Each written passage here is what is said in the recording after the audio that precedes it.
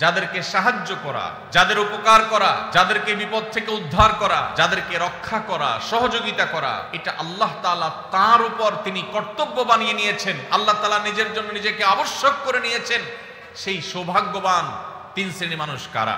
যেসব যুবক ভাইরা স্রোতের বিপরীতে, হারামের যে স্রোত জাহান্নামের দিকে নিয়ে যাচ্ছে আমাদের তরুণদেরকে, এর বিপরীতে যে সমস্ত যুবক যুবতীরা নিজেদেরকে বাঁচাবার সংগ্রামে যারা জয়ী হবেন, যারা নিজেদেরকে এসব হারাম থেকে বাঁচাবার জন্য চেষ্টা করবেন, কোরআন এবং হাদিস তাদের জন্য কিছু সুসংবাদের কথা বলেছে।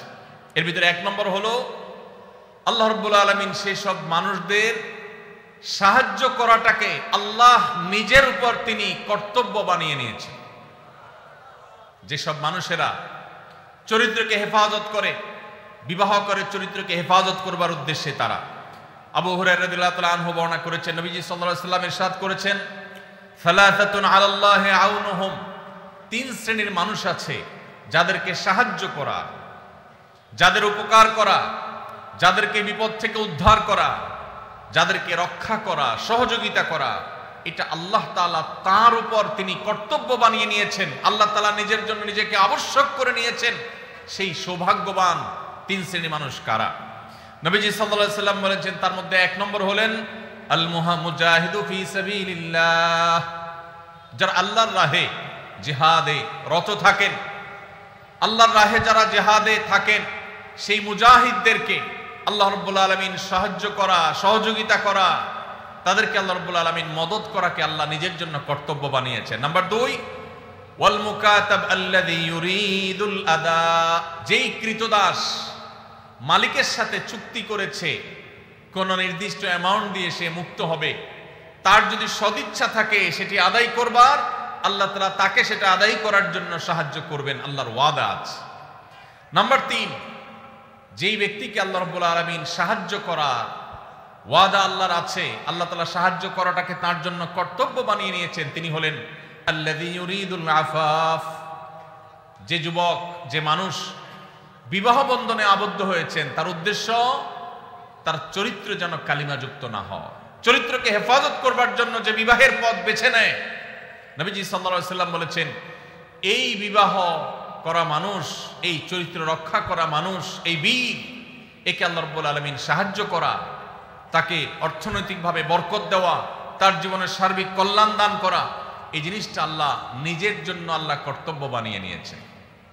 ভাইরা আমার, তাহলে প্রথম সুফল, প্রথম উপকারিতার কথা আমরা জানলাম। যে সমস্ত যুবকেরা, যে সমস্ত বোনেরা তারা বিবাহের পথ বেছে নেন, হারাম পথ বেছে নেন না, আল্লাহ রাব্বুল আলামিন তাদেরকে চরিত্র হেফাজতের উদ্দেশ্যে বিবাহ করলে আল্লাহ তাআলা তাদেরকে সাহায্য করাটাকে আল্লাহ নিজের উপর আবশ্যক করে নিয়েছেন। নাম্বার 1।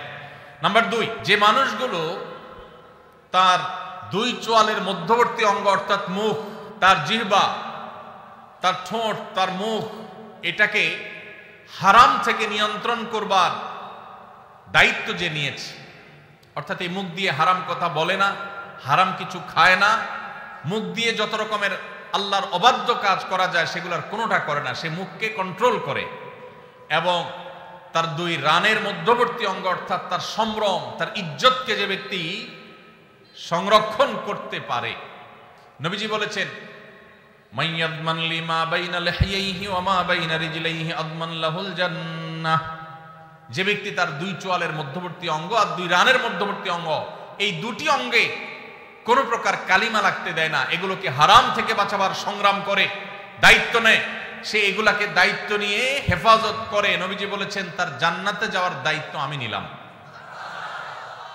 ভাইরা আমার, প্রিয় নবী সাল্লাল্লাহু আলাইহি সাল্লাম যদি কারোর জান্নাতে যাওয়ার দায়িত্ব নেন, তাহলে তার আর কোনো ভয়ের কারণ আছে?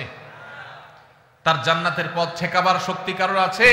এত বড় অফার, এত বড় সুসংবাদ অন্য কোন নেকামল করার ক্ষেত্রে সচরাচর পাওয়া যায় না। যুবক ভাইরা, যদি যৌবনের সময়টাকে কালিমা মুক্ত রাখবার সংগ্রামে আপনি জয়ী হতে পারেন, মনে রাখবেন এটা হলো আপনার সবচেয়ে বড় বীরত্ব, এটা হলো আপনার সবচেয়ে বড় বাহাদুরি, এটা হলো আপনার সবচেয়ে বড় পুরুষত্ব, কারণ আপনার মধ্যে কন্ট্রোলিং পাওয়ার আছে, নিয়ন্ত্রণ করবার ক্ষমতা আছে, যৌবনের তাড়না আছে, যৌবনের উচ্ছলতা আছে, যৌবনের স্পৃহা আছে, যৌবনের তাগাদা আছে, সেটা আপনাকে হারামের দিকে যেতে বলে।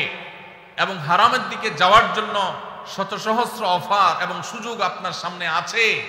এরপরও আপনি নিজেকে যদি নিয়ন্ত্রণ করতে পারেন, নিজেকে যদি আটকে রাখতে পারেন, হারাম থেকে যদি বাঁচাতে পারেন, তাহলে মনে রাখবেন আজ এই 2025-এর যে পৃথিবী, আধুনিক পৃথিবীতে এর চাইতে বড় বীরত্ব মুসলিম তরুণের জন্য আর কোনো কিছুই হতে পারে না। মুসলিম তরুণের সবচেয়ে বড় বীরত্ব, সবচেয়ে বড় তার সংগ্রামের জায়গাটা হলো সে তার ঈমান আমলকে হেফাজত করার পাশাপাশি তার চরিত্রকে কালিমা মুক্ত রাখতে পেরেছে। আল্লাহ তাআলা আমাদের যুবক ভাইদেরকে সেই তৌফিক দান করুন। ভাইরা আমার, যদি আপনি এই কাজ করে এই সংগ্রামে যদি আপনি জয়ী হন, তৃতীয় যে পুরস্কার আপনার জন্য রয়েছে সেটি হলো, আমরা সবাই জানি কিয়ামতের ভয়াবহতম দিনে যে সকরুণ দৃশ্যের অবতারণা হবে, যে নির্মম দৃশ্য সেদিন আল্লাহ তাআলা সৃষ্টি করবেন, সেদিন প্রত্যেকটা মানুষ পাগল পরা হয়ে যাবে। মাথার খুব কাছাকাছি সূর্যের অবস্থান হবে, এখনকার মতো লক্ষ লক্ষ কিলোমিটার দূরে নয়, একেবারে মাথার খুব কাছাকাছি সূর্য অবস্থান করবে। পুড়ে ছাই হয়ে যাওয়ার কথা, কিন্তু পুড়ে ছাই হবে না, আল্লাহ তাআলা ছাই হতে দিবেন না। মানুষ বেঁচে থেকে ছটপট করে করে আল্লাহর কাছে আর্তনাদ করতে থাকবে যে এই সূর্যের উত্তাপ, এই আগুন, এই কষ্ট, এটা থেকে মুক্তি চাই আল্লাহ, প্রয়োজনে জাহান্নাম দিয়ে দাও। তারপর না, মৃত্যুকে আল্লাহ তাআলা চিরতরে শেষ করে দিবেন। শুধু ভোগ, জান্নাতীদের নেয়ামত, জাহান্নামীদের শাস্তি, দুইটাই স্ব অবস্থান থেকে ভোগ করবে।